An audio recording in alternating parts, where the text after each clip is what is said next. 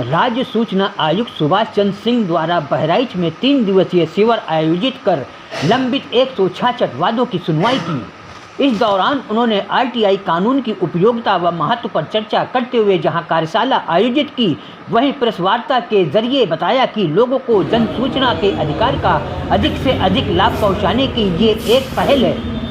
उन्होंने ये भी बताया कि आरटीआई कानून के माध्यम से फैल रहे भ्रष्टाचार पर रोक लगाने और प्रशासनिक कारगुजारी में पारदर्शिता लाने के लिए ये एक महत्वपूर्ण और लाभकारी तंत्र है। 18, 19 और 20 जनवरी को इसमें 166 केसेस रजिस्टर हुए थे, जिनको सुनवाई के लिए हमने यहाँ पर लगाया था।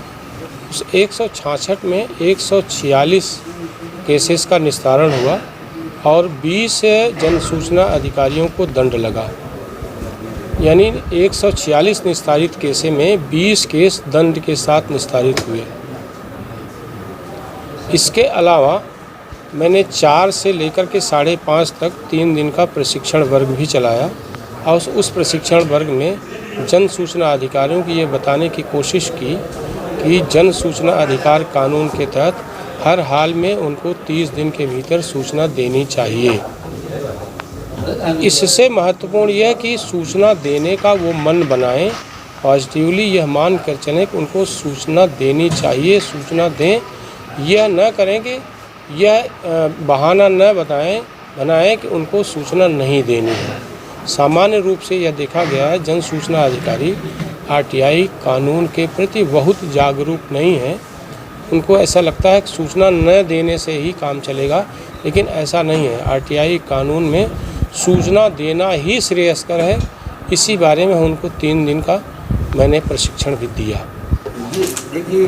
एक सवाल पूछा कि थोक में जो लोग आरटीआई मांगते हैं उनके बारे में क्या प्राविधान है। थोक में आरटीआई मांगने का अधिकार है हर किसी को और थोक में जवाब भी दिया जाना चाहिए, लेकिन अगर कोई थोक में आरटीआई मांगता है तो उससे लोकहित जरूर पूछना चाहिए जन सूचना अधिकारियों को। लेकिन मैं ये मानता हूँ कि जो लोग थोक में आरटीआई लगाते हैं, आरटीआई कानून के प्रति वो ईमानदार नहीं है। एक प्रकार से आरटीआई कानून को उन्होंने पेशे के रूप में अंगीकार कर लिया है, जो स्वस्थ परंपरा नहीं है और इससे आरटीआई कानून का नुकसान होता है। ऐसे लोगों को मैं पेशेवर मानता हूँ और ये भी मानता हूँ कि भ्रष्टाचार की एक समानांतर रास्ता खोलने का ये प्रयास है। 146 जो है वो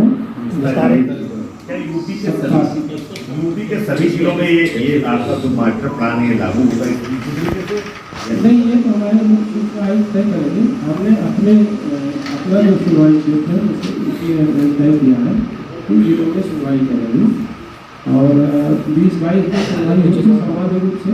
लेकिन आज तो शनिवार अवकाश होता है, अवकाश वैसे भी चला जाता है, तो ये मान कर चलिए कि 20-21 दिन।